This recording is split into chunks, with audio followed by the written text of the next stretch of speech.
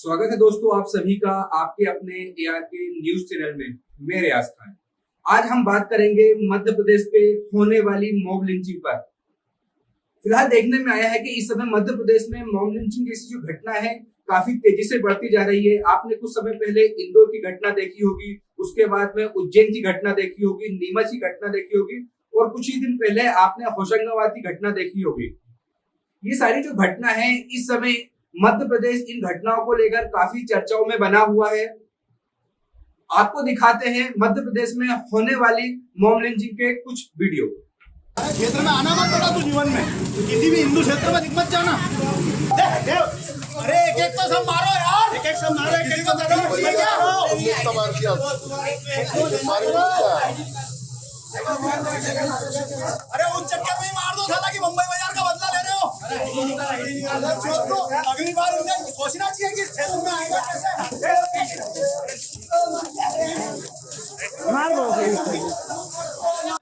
हमारे गांव में से कमा के कैसे ले जाते?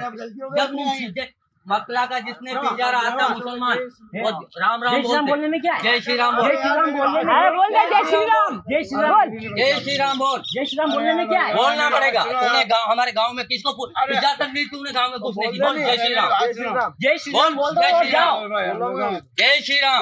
मेरी बात सुन, जय श्री राम, मेरी बात सुन। हिंदू संगठन बोल जय श्री राम, बोल जय श्री राम। जय श्री राम बोलने में क्या है? बोलना नहीं बोले।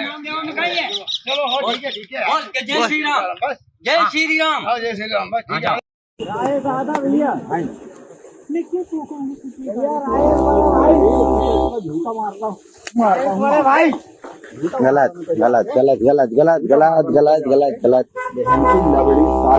गलत गलत मुझे गलत। आपने ये वीडियो देखे हैं, इसमें साफ तौर से देखा गया है कि किस तरह से कुछ लोग एक वर्ग विशेष के लोगों को टारगेट करते हैं, उनसे जय श्री राम के नारे लगवाए जाते हैं। आखिर ये सारी चीजें, ये घटनाएं जो हो रही हैं, इनसे आखिर ये क्या साबित करना चाहते हैं? इसी मुद्दे पर आज हमारे साथ बात करने के लिए मौजूद है वरिष्ठ अधिवक्ता मोहम्मद आसिफ अली जी। दूसरा हमारे साथ मौजूद है आम आदमी पार्टी से रमाकांत पटेल जी। आप दोनों का बहुत बहुत स्वागत है। आसिफ जी, मैं आपसे जानना चाहूंगा कि मध्य प्रदेश में जिस तरह से ये घटनाएं हो रही हैं, जिस तरह से इंदौर हो गया, उज्जैन हो गया, होशंगाबाद हो गया, नीमच हो गया, इस तरह की घटनाओं को देखकर आपको क्या लगता है? जी आसिफ।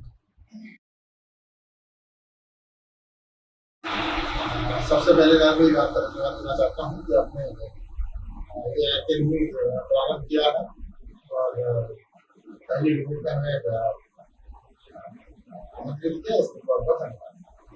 तो मुद्दे पर आता हूँ कि आपका प्रश्न है कि मॉब लिंचिंग की घटनाएं जो हो रही है उसमें वजह क्या है, what is actual reason behind this incident.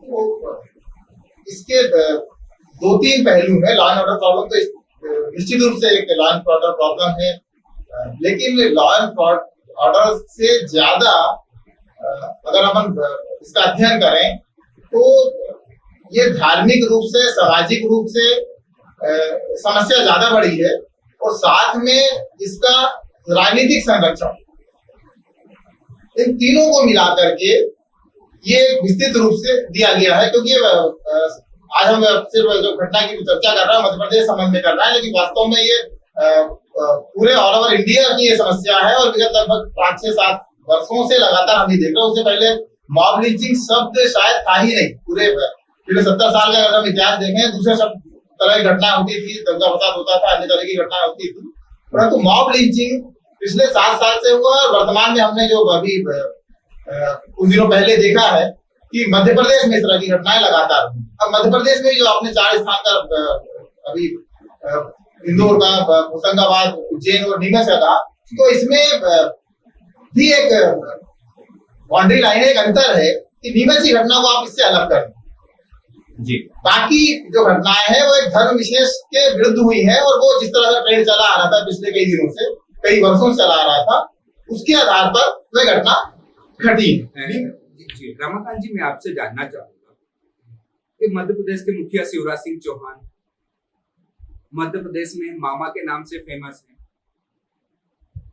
विकास की बात करते हैं, सबका साथ सबका विकास। आखिर ये कैसा विकास है कि जो छोटे तबके के लोग हैं इनके ऊपर अत्याचार हो रहा है। कुछ लोग अपने कंधे पर एक भगवाधारी गमछा जो है डाल लेते हैं, उसके बाद सारे नियम कायदे कानून उनके हिसाब से चलते हैं।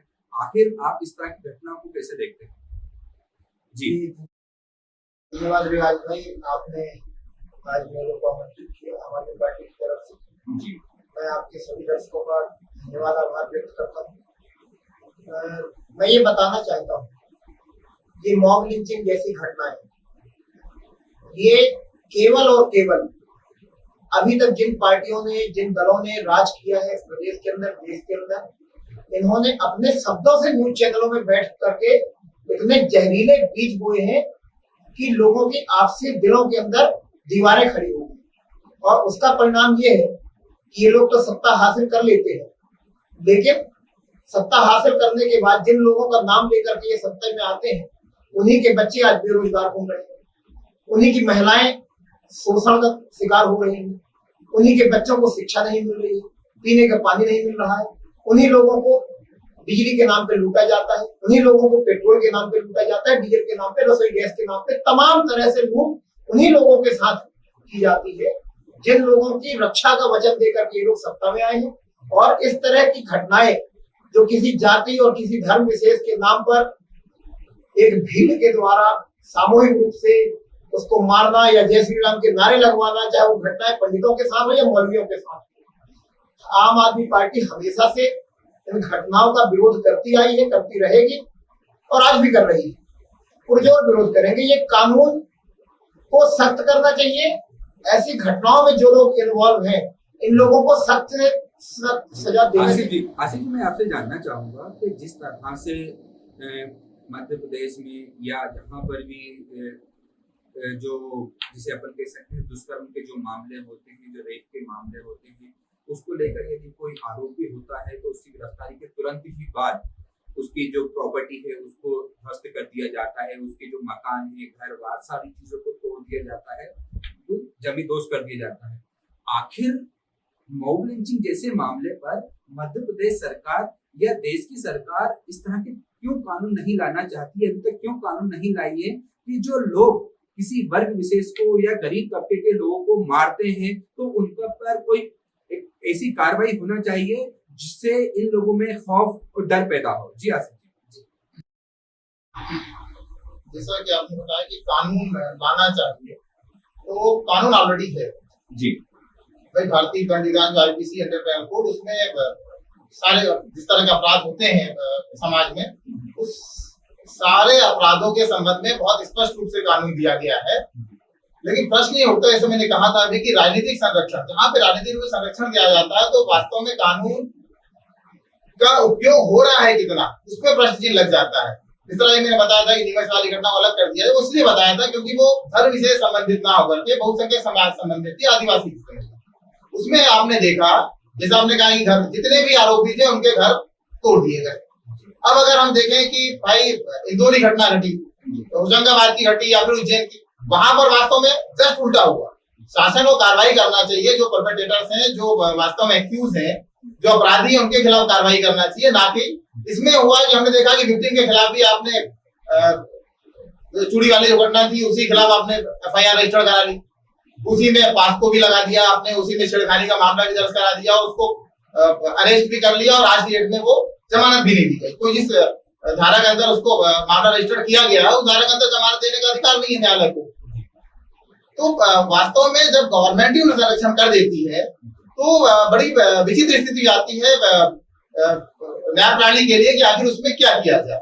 अब मैं थोड़ा सा एक उदाहरण देता हूँ। जैसे मैंने कहा था कि सामाजिक और धार्मिक दृष्टिकोण है, ये वर्तमान में ये फिलहाल में आपको दिख रही पिछले 7 साल से घटना धर्म विशेष के प्रति, लेकिन इससे पूर्व इस तरह की घटनाएं अलग परिप्रेक्ष्य में आई है हमारे समाज में। अगर आपको याद होगा तो आज से 10-12 साल पहले राज ठाकरे ने उत्तर भारतीयों के खिलाफ महाराष्ट्र में इसी तरह का एक मुहिम अभियान चलाया हुआ था, और उस अभियान के तहत वो उत्तर भारतीयों की पिटाई क्या करते थे, जिस तरह से इसमें क्या ठेले वालों के, सब्जी वालों को पिटाई करते थे, आटे वालों की पिटाई करते थे।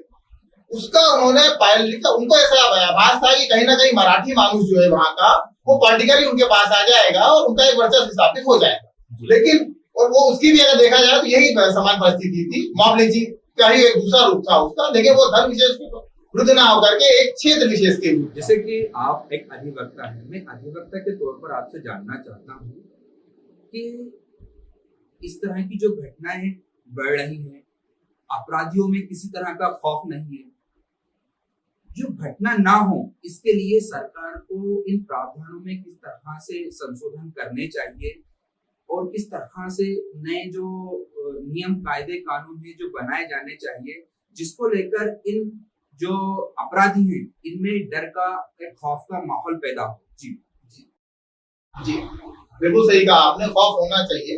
इस तरह की घटनाएं पूर्ण निंदनीय है और समाज का जो विद्वान वर्ग है वो उसको बिल्कुल स्वीकार नहीं करता है। कानून के मामले में हमने देखा कि 2-3 कानून अभी वर्तमान में, इस तरह एक 3 तलाक पे कानून शासन ने बहुत तेजी से बना दिया क्योंकि इसे पॉलिटिकल माइलेज मिलने की संभावना थी। दूसरा हमने देखा कि रिलीजियस फ्रीडम एक्ट जो है, धर्म स्वतंत्रता अधिनियम, ये अभी हमने देखा पास कर दिया। ये सब सारी जो कानून बनाए धर्म विशेष के प्रति, जबकि इसकी इतनी आवश्यकता नहीं थी जितने बड़े पैमाने पर मॉब लिंचिंग पे घटनाएं हो रही हैं पिछले 7 साल से। तो मुख्य रूप से मॉब लिंचिंग पर इन्होंने तो एक कानून बनाना चाहिए था। वर्तमान में कानून है, मेरा मानना है वर्तमान में ढेरों कानून पड़े हुए हैं, उसके अंदर अगर कार्रवाई की जाएगा तब तो निश्चित रूप से ये जो मॉब लिंचिंग खत्म हो जाएगी। लेकिन क्योंकि कानून प्रशासन ही नहीं चाहता कि इसके में घोर कठोर कार्रवाई की जाए। अब दूसरा मेरा कहना है पीड़ित पक्ष के लोगों से कि क्योंकि लगातार इस तरह की कार्रवाई हो रही है, इसमें कानून के बारे में आपने कहा कि वास्तव में कानून है इसके अंदर। अब इसमें विक्टिम की तरफ से मैं अपनी बात रखना चाहता हूँ कि इसमें कानून इस हद तक है हमारी इंडियन पेनल कोड में कि अगर आपके खिलाफ अगर इस तरह की घटना होती है तो आपका राइट टू डिफेंस का एक आपका बहुत बड़ा अधिकार है। आपके पास अगर जीवन पर किसी तरह का प्राणघातक हमला होता है और जीवन का प्रश्न चिन्ह लग जाता है आपको, तो निश्चित रूप से 96 से लेकर के धारा 99 तक ये प्रोविजन दिया हुआ है कि आप अपने बचाव में सामने वाले के ऊपर हमला कर सकते हैं और इसका भी समय के अनुसार अगर प्रयोग किया जाए तो सुप्रीम कोर्ट ने भी इसको एक स्टेटमेंट ऑर्डर पास किया था कि किसी व्यक्ति को अगर जब इस तरह की घटना का सामना करना पड़े तो वो अपना सुरक्षा करने का अधिकार प्राप्त है।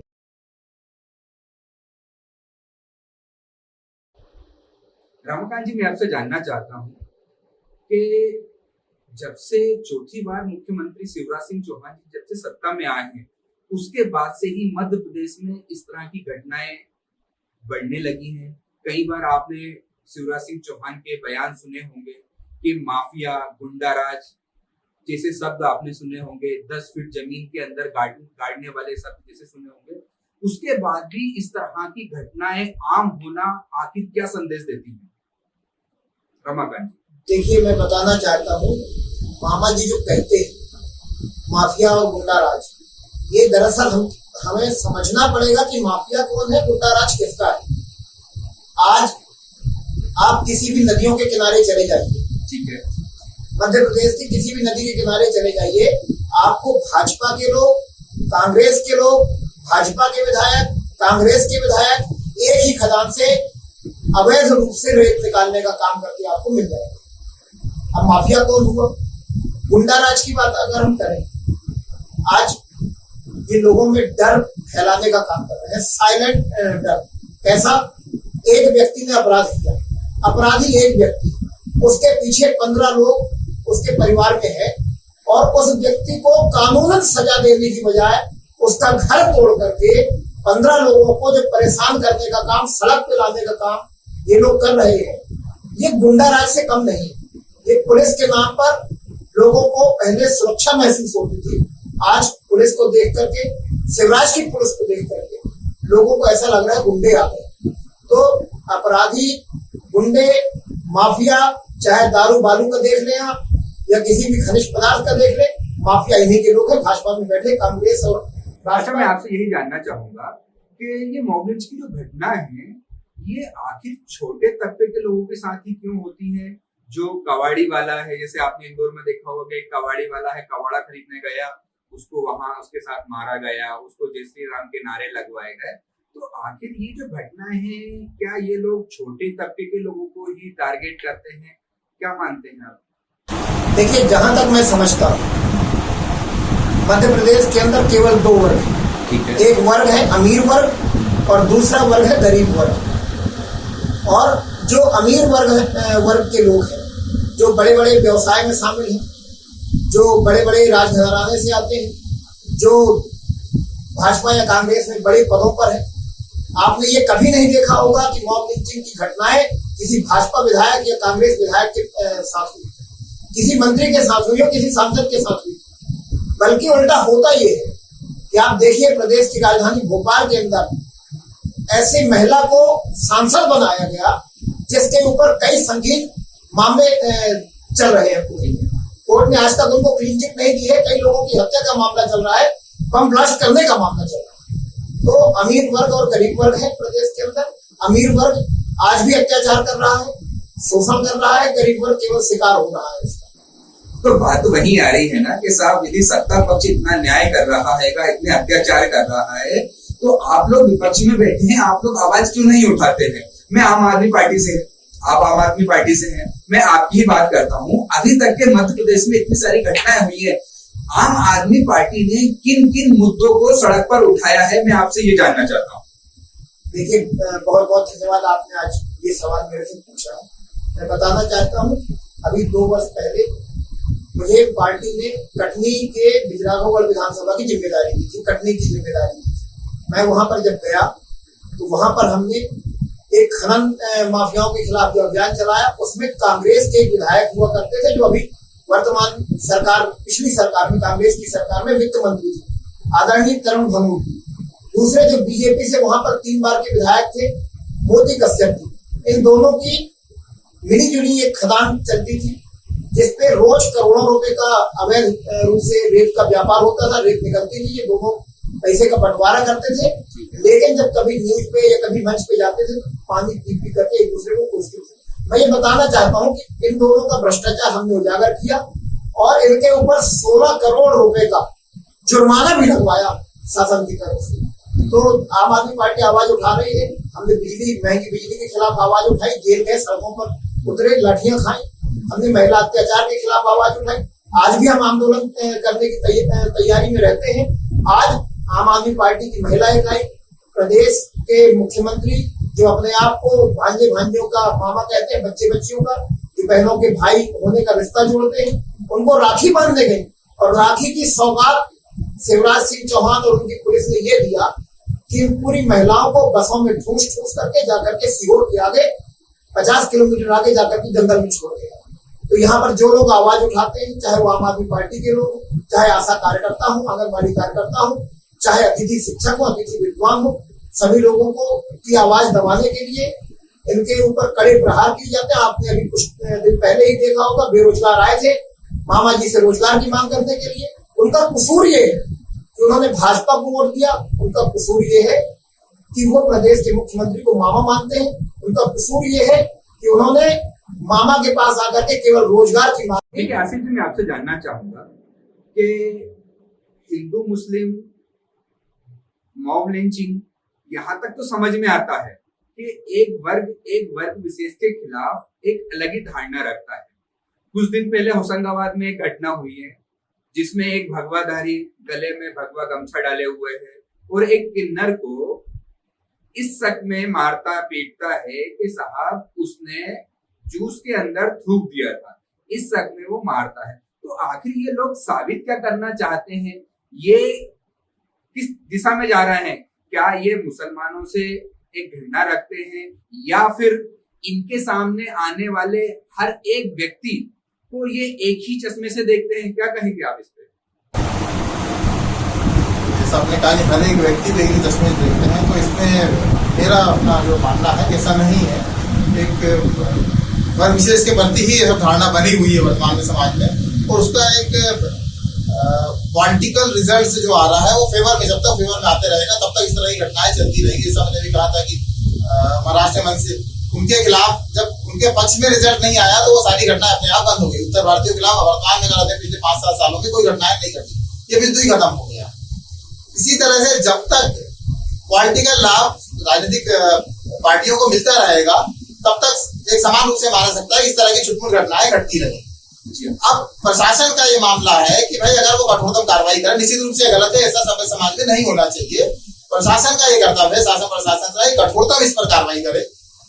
इससे संबंधित धाराएं की कोई आवश्यकता नहीं है, कानून की आवश्यकता नहीं वर्तमान में है। अगर आपको जरूरत है तो उस पर NSA भी लगा दिया जा सकता है, जिला बंदी भी लगाया जा सकता है। मकान तोड़ने वाला मैं इसको व्यक्तिगत रूप से समर्थन नहीं करता क्योंकि कानूनी रूप से उचित नहीं है, लेकिन अगर वो उस तरह से अपराधियों के खिलाफ अगर कार्रवाई की जाती कठोरतम और किसी तरह की हिंसा में रोक लगाई लगती है तो निश्चित रूप से सारे जो नियम है उनको पालन करना चाहिए। ठीक है रमाकांत जी, मैं आपसे जानना चाहता हूँ कि हम आज मॉब लिंचिंग की घटना पर आज चर्चा कर रहे हैं। मैं आपसे ये आश्वासन चाहता हूँ कि ये जो घटनाएं मध्य प्रदेश में बढ़ रही हैं, इसके लिए आम आदमी पार्टी क्या प्रदेश लेवल पर कोई बड़ा आंदोलन करेगी या इस तरह की घटनाओं को ना दोहराया जाए, इसके लिए मुख्यमंत्री तक के शिवराज सिंह चौहान तक के किसी तरह से कोई मैसेज देना चाहेगी?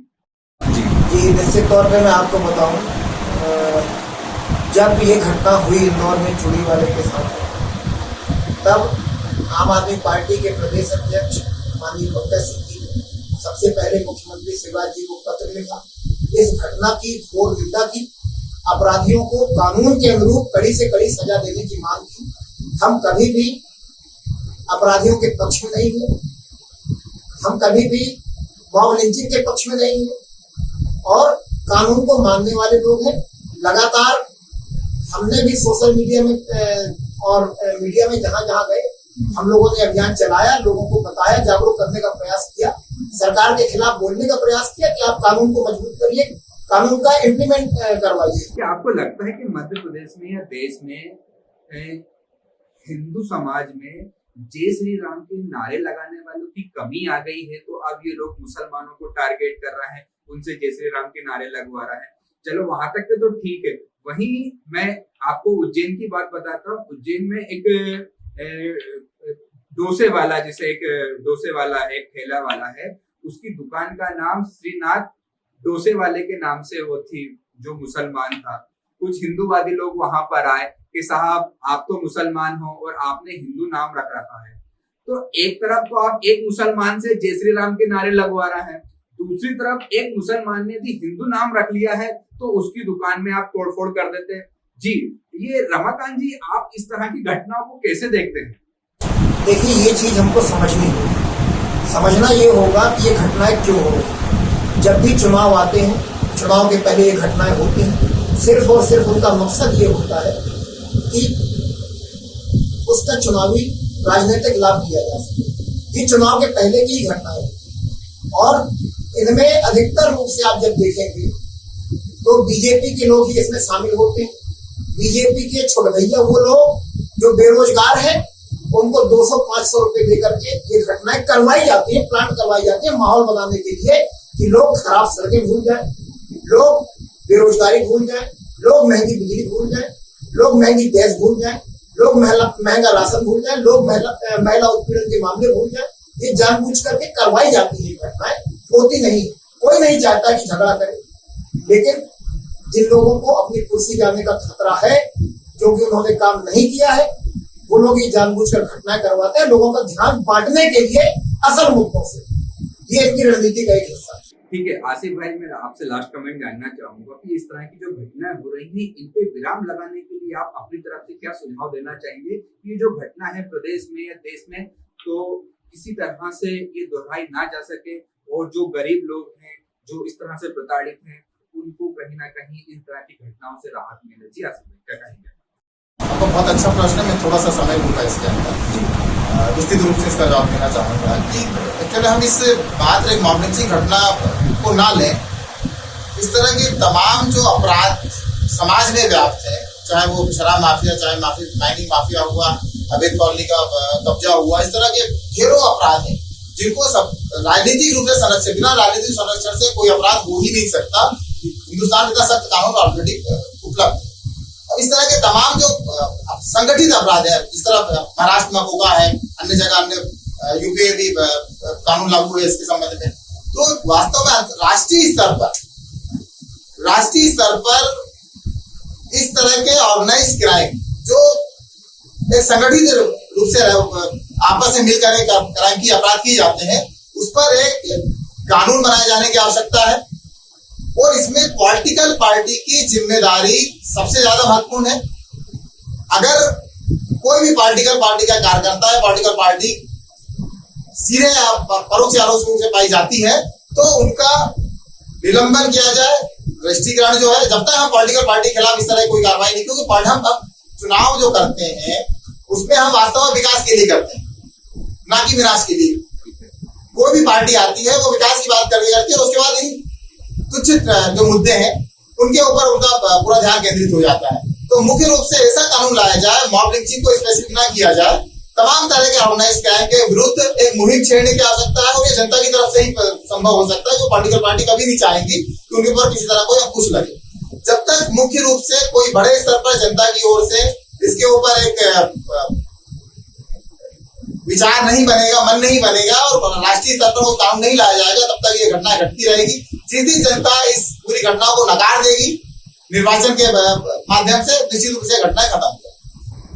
ठीक है, घटनाएं कोई सी भी हो, प्रदेश में हो चाहे देश में हो, घटनाएं तो घटना होती हैं और ये काफी निंदनीय है। वैसे मैं आपको बता दूं कि मैं शिवराज सिंह चौहान जी की बुधनी विधानसभा से आता हूं और शिवराज सिंह चौहान जी को मैं जहां तक जानता हूं, वो इस तरह की घटनाओं को, वो इस तरह के जो मामले हैं उनका कभी भी पक्ष नहीं लेते। पर जिस तरह से मुख्यमंत्री के क्षेत्र में या मुख्यमंत्री के राज्य में, मध्य प्रदेश में जिस तरह से ये घटनाएं हो रही है, ये काफी चिंतनीय है। बहरहाल आज की खबरों में बस इतना ही। आसिफ जी, रमाकांत जी, आप हमारे साथ जुड़े, आप लोगों का बहुत बहुत धन्यवाद। फिर मिलेंगे नई खबरों के साथ, तब तक के लिए मुझे दीजिए इजाजत। नमस्कार।